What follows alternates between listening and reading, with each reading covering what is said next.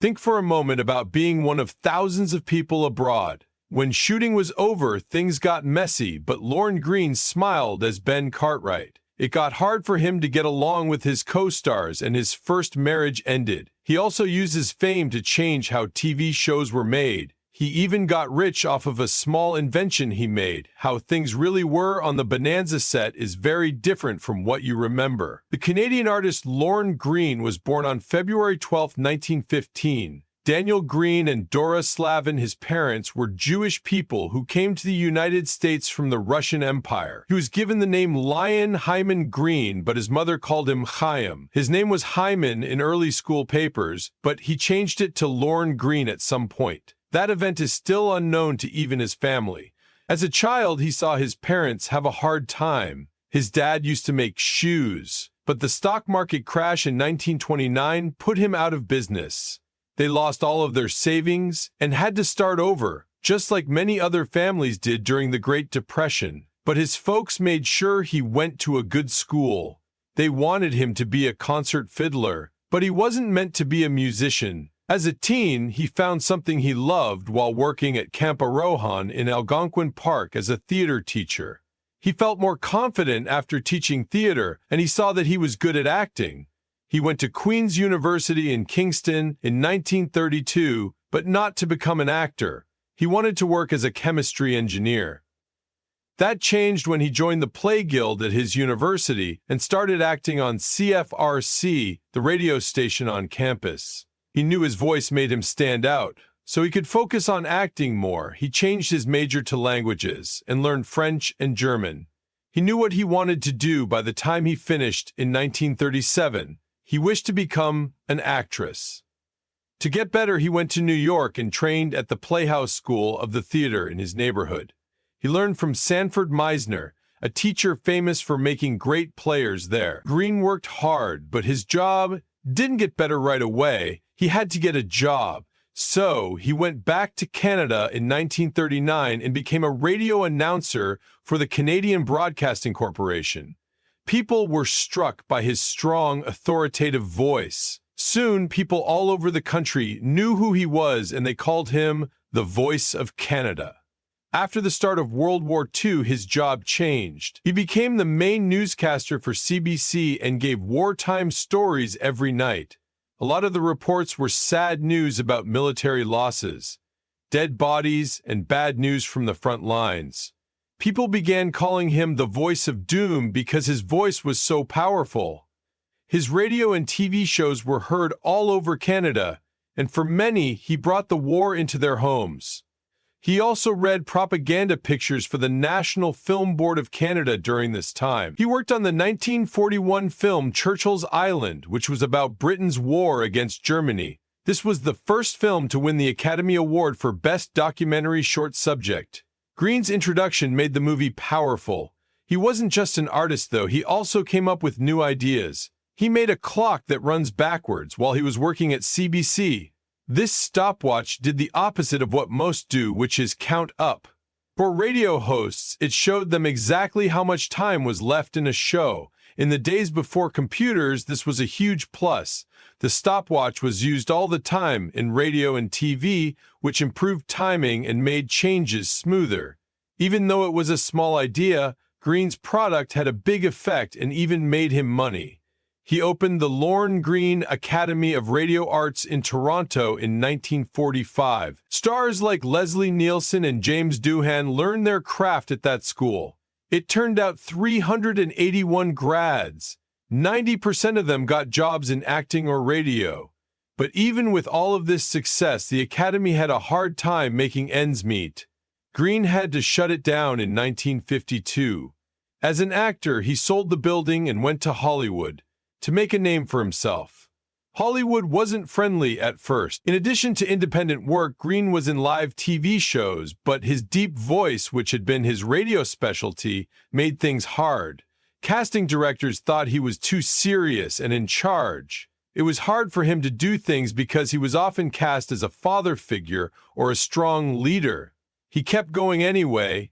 He showed he could do more than just give news. when he played the lead in Othello on Broadway in 1953. The Silver Chalice, which came out in 1954, was his first Hollywood movie. He played St. Peter in it. It was also Paul Newman's first movie role. The biblical epic, which was directed by Victor Saville, had a unique look that made reviewers disagree. Some people liked how artistically ambitious it was, while others thought it felt fake. In the end, even Newman said it was one of the worst movies ever. The movie was important to Greene, even though it got mixed reviews. It made him famous and showed that he could give real weight to roles in history and religion.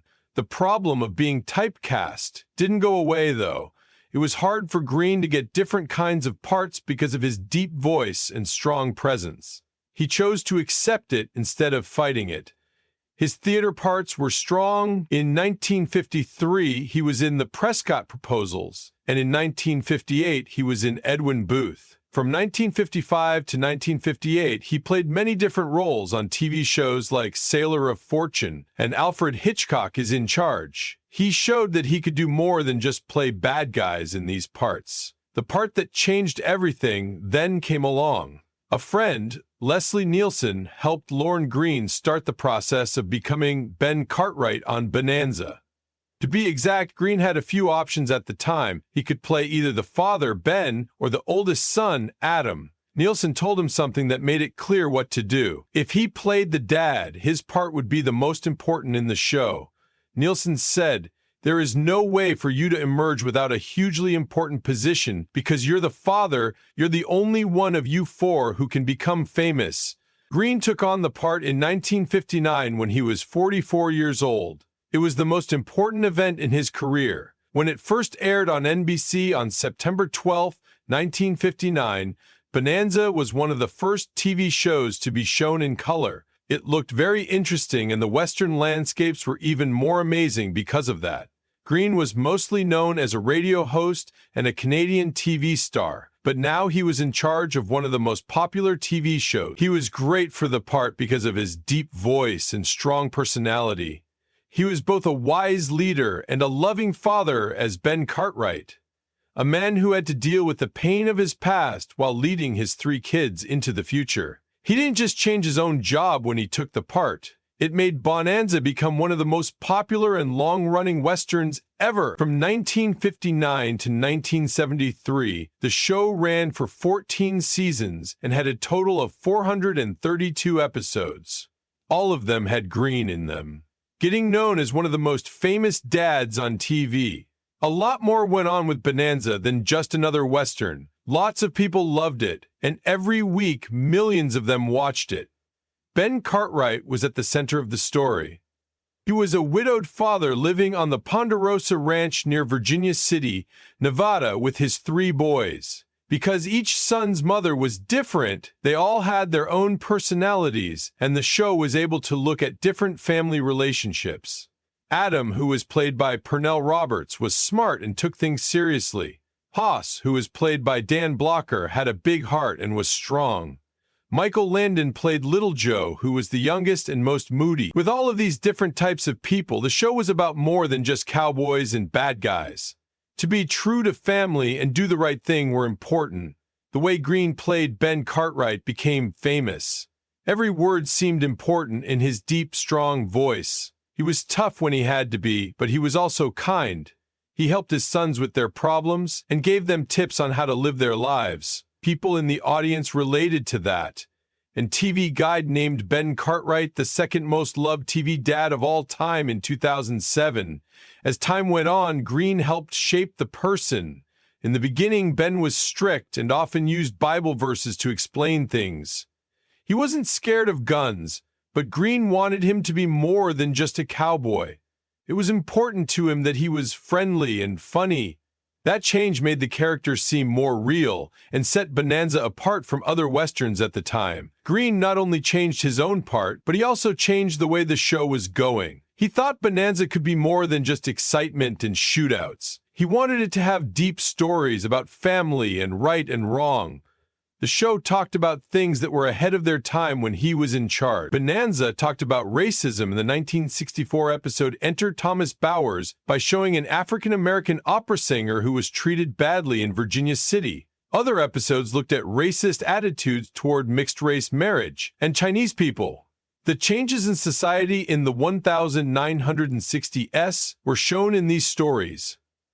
As long as they stuck to the show's themes of honesty and fairness, Greene knew that people liked stories with a lot of feeling, and he knew that Bonanza could last because it wasn't just action, it was about how the people got along with each other. That strategy helped the show stay popular for 14 years, and even after it stopped in 1973, new fans were able to watch old episodes. But during his time on Bonanza, Greene did more than just act. When his spoken word ballad Ringo came out in 1964, it made him a surprise music star. Instead of singing, Greene told the story in a deep, dramatic voice while Western-style music played in the background. People really liked it. People around the world were crazy about the Beatles at the time, and the name Ringo stood out. Many people thought the song had something to do with Ringo's star, but they stayed for the story. Ringo became very popular.